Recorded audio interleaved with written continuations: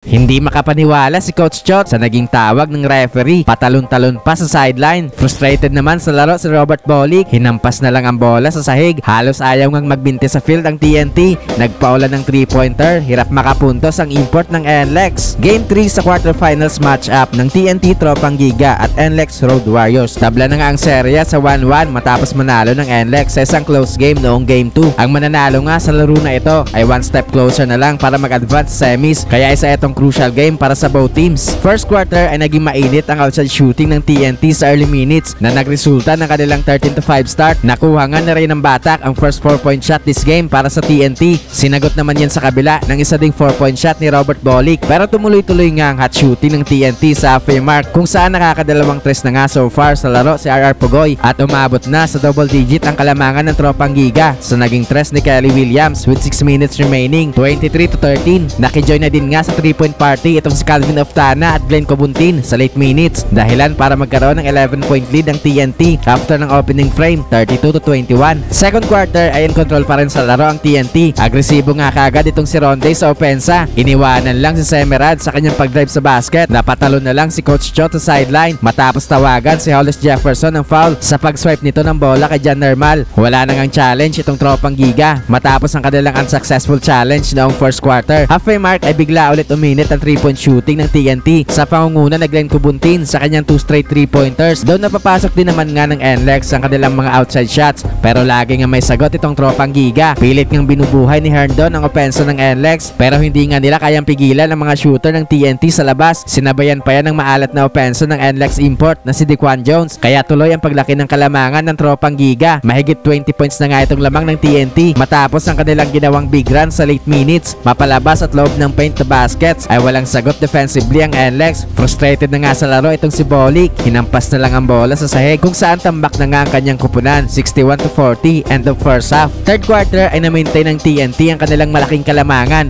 kung saan agresibo pa rin sila Oftana at Ronde sa opensa. Gandang hanap ni Calvin kay Hollis Jefferson running in transition na nagresulta na kanyang 100 throwdown. Hindi pa rin nga makaporma sa opensa itong import ng NLEX na si Dequan Jones na patuloy ang pag-struggle sa ganda din ng pinapakitang depensa sa kanya ng TNT. Tambak pa rin nga ang NLEX after ng third frame, 89-68. Fourth quarter ay hindi pa rin nga nagkakaroon ng big time run ng NLEX. Tuwing magkakaroon nga sila ng mini run ay merong sagot itong TNT. Patuloy nga ang pagkana nila sa 3-point line. Kaya sa huli nga ay panalo ang TNT para magkaroon ng 2-1 lead sa serye kung saan isang panalo na lang nga sila ay mag-a-advance na sila sa semifinals.